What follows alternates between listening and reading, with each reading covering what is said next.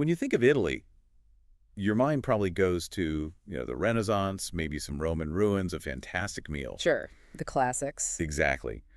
But the sources we have in front of us today, they paint a totally different picture. It's of a country that's, well, aggressively tackling the biggest challenges we have right now. From energy instability all the way to deep sea conservation, it's a really electrifying set of documents. So we're moving past that traditional view of Italy as this sort of cultural museum. And we're diving into its role as this unexpected laboratory for innovation.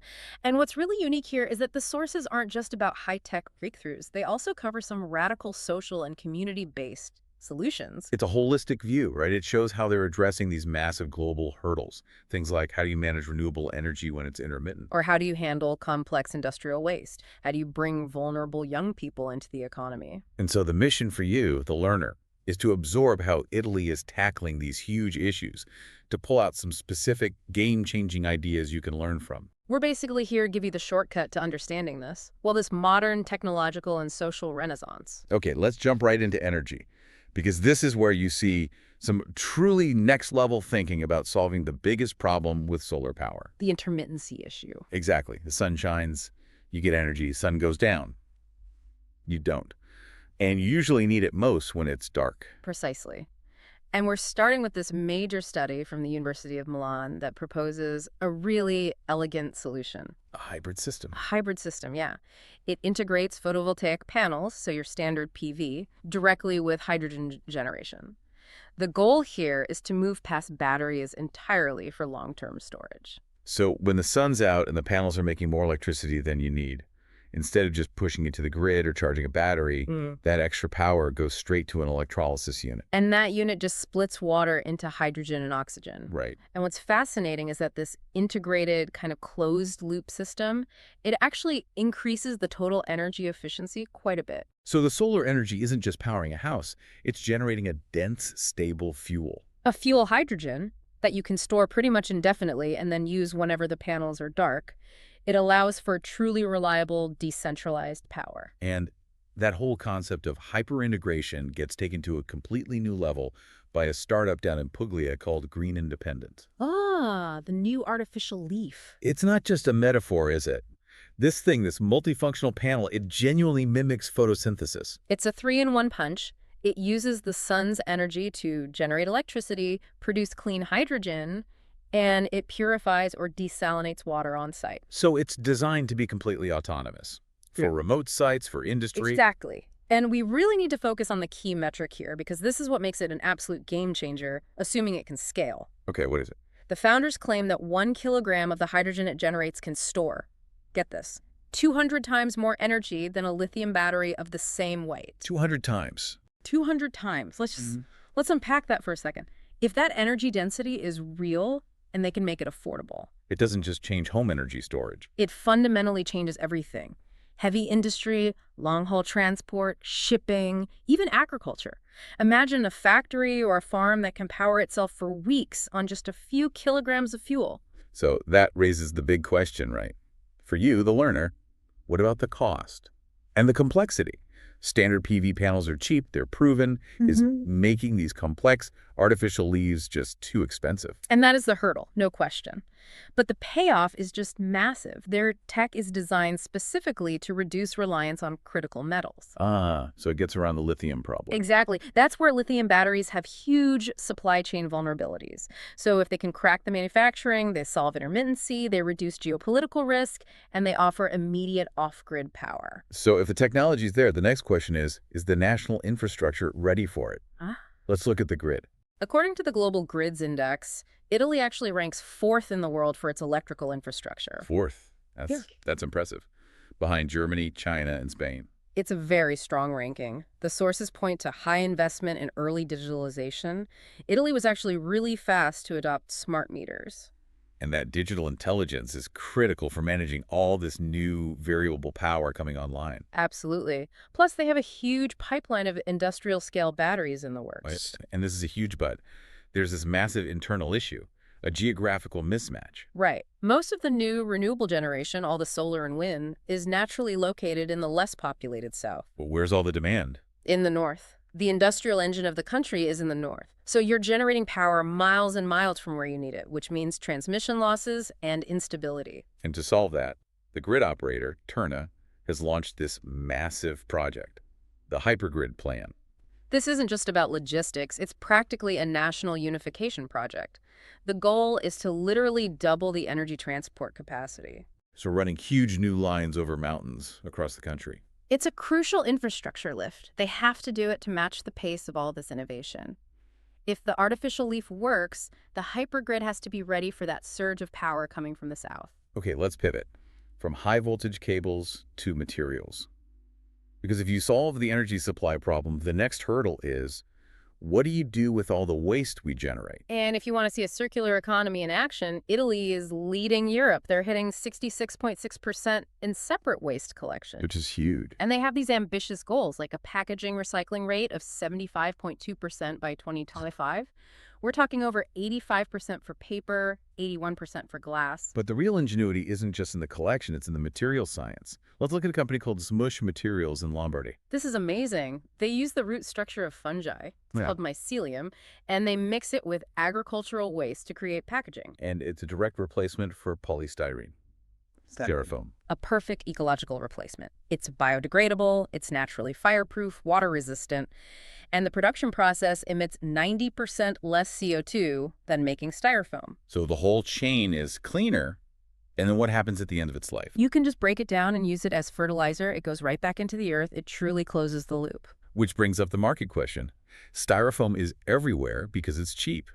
So how does a new material like this actually compete on price and scale? That's the key. The fact that it uses agricultural waste, which is often a disposal problem in itself, that really helps the economics of the supply chain. Right, it solves two problems at once. Sticking with waste, there's this other project tackling one of the worst environmental problems we have. Ghost nets. Ghost nets, all that abandoned fishing gear in the oceans. It's a staggering problem. Makes up over 86% of fishing-related marine debris. And this project is taking that toxic plastic and turning it directly into energy. And the practical value here is so easy to grasp. 1 kilogram of recycled plastic from those nets can power an average apartment for a whole day. It's just a direct, practical conversion of pollution into useful energy. And on the higher value industrial side, Italy is also tackling materials that are really, really hard to recycle, like carbon fiber. In Imola, right. They've just opened Europe's first plant that can actually recycle carbon fiber, which is notoriously difficult to process. But this new plant reduces the environmental impact of its recovery by 74%. That's huge for aerospace, for high-performance cars. And connecting this to another massive waste problem, electronics. Down in Tuscany, there's a new plant. In Terranova Bracciolini, Europe's first low environmental impact plant that recovers precious metals, gold, silver, palladium, copper from old circuit boards. This is so critical because right now, over 90% of the circuit boards recovered in Italy get exported for processing. So this new facility brings that value back home. It supports the local economy while using 3 times less CO2 than traditional mining. It's about resource independence. The common thread here seems to be moving from just abstract recycling targets to these highly specific, tech-driven solutions that create brand new value out of what we used to call trash. Exactly. Okay, let's shift gears completely. I want to look at social innovation because this is where Italian culture and progress intersect in this really unique way. Specifically, this logic of giving model in Naples. Oh, this is a beautiful, just profoundly moving model. Yeah. It's led by a local priest, Don Antonio Lafredo, and a cooperative called La Paranza. And what are they doing? They're taking these major historic churches, beautiful places like the Duomo, Sant'Agnello, that were maybe neglected or underutilized, and they're reopening them. But the initiative is designed to put youth from the most vulnerable situations, what they call scamazzati, which means like trampled or mistreated. Right, at the center of it all. They're trained as guides, and they lead these tours for free. It is offered as a genuine gift to the public. Okay, so at the end of the tour, visitors are invited, but they're not required to give something, a donation, maybe a membership. Which leads to the obvious question, right? What about the economics? If it's free, how does it survive? Exactly. It sounds wonderfully idealistic, but how do you pay for restoration, operating costs, and actually pay these young guides if it's all voluntary? Does the math actually work? It does, and this is the genius of the logic of giving. Don Lafredo argues that by framing it as a gift, You engage people's sense of trust and reciprocity. So people respond better to trust than to obligation. Far better. The data actually shows that people, on average, give more than they would have paid for a standard required ticket. That is just a stunning piece of social engineering. The ultimate goal is emancipation through art. It transforms these young people from objects of charity into proud cultural custodians of their own city. It's proof that economic value isn't always best captured through a simple price tag. Sometimes social trust just yields a better return. Moving from the city center out to the coastline, we're seeing these major conservation efforts, and they're being funded by a big injection of cash from the National Recovery and Resilience Plan, the PNRR.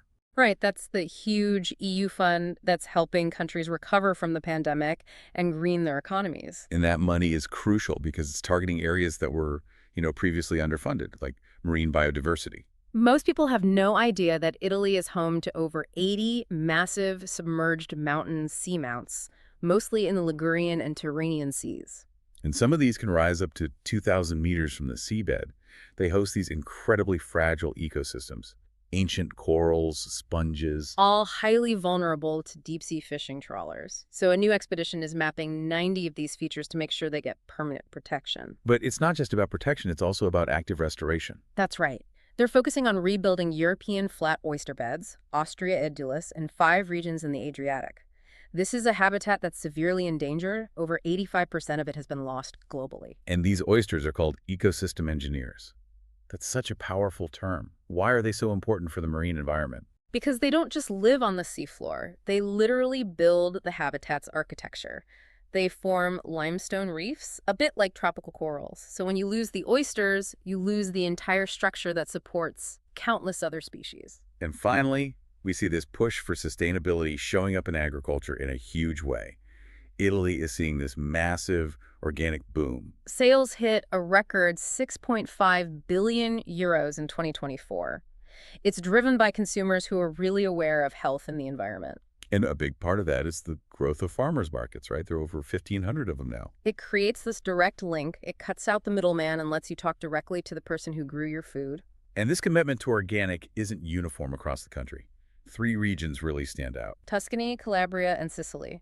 Tuscany is at 37% of its agricultural land being organic, Calabria is at 36%, and Sicily is at 31%. These are huge areas, making a real long-term commitment. So as we kind of synthesize all of this, from high-tech hydrogen to community-led renewal, we can look at Italy's overall climate report card. And nationally, the carbon intensity of the economy is incredibly efficient. It's about 0.12 kilograms of catalar per dollar of GDP. Which is almost a third less than the G20 average. An incredible figure, especially when you remember Italy is the second largest manufacturer in the EU. But the story gets more interesting when you look at the regional differences. Let's start with efficiency. Campania, down south, has the lowest per capita emissions. Just 3.2 tons of CO2 equivalent. It's the most energy-efficient region. Now, contrast that with the north, the industrial heart. Liguria, though it's small, has achieved the most significant emissions reduction, a staggering 65% cut since 1990. That shows a long history of focused regulatory success in a really industrialized area. Then you look at renewable energy and you see huge variations. Valle d'Aosta, high up in the mountains. They cover over 96% of their energy needs with renewables, mostly hydro and wind. Then there's Lombardy, the industrial giant. It has massive demand, but it's leading the country in new installations. They're aggressively trying to catch up. We also have to talk about climate vulnerability. Sadly, the North is bearing the brunt of extreme weather events. Friuli, Venezia Giulia, Lombardy, Veneto, they're seeing the highest frequency of floods and storms. But then conversely, a region like Basilicata in the south shows incredible resilience. It has the lowest vulnerability and a really low land consumption rate, just 3%. And we can't forget one other long-term success story that ties back to our energy discussion. Tuscany. Right. The European leader in geothermal energy. This is that old-school, stable, reliable, renewable power. Geothermal is Italy's hidden giant. Tuscany produces nearly 6 billion kilowatt hours a year. Of the 142 geothermal plants in Europe, 34 of them are right there. So what we've seen in this deep dive is a country that's innovating on 2 fronts at the same time. On one hand, you have this high-tech ingenuity, the artificial leaf, smush materials, the carbon fiber recycling. And on the other hand, you have these uniquely community-based solutions like the Naples Cooperative, which solves social problems through culture. And the core lesson here for you, the learner, is that true progress towards sustainability needs both. It requires parallel innovation across energy, materials, conservation, and social structures. It's not just about one massive technological fix. It's about thousands of specialized, decentralized solutions working together. Absolutely. And that brings us to our final provocative thought for you to think about. We heard the developers of the artificial leaf claim that 1 kilogram of hydrogen can store 200 times the energy of a lithium battery of the same weight. So if that integrated pathway, combining solar, hydrogen, and water purification, if it proves to be cost-effective and truly scalable, How rapidly will it displace traditional solar panels and lithium storage globally? And what does that mean for the nations that currently hold the keys to the world's critical metal supplies? think about the geopolitics of that the next time you look at a battery.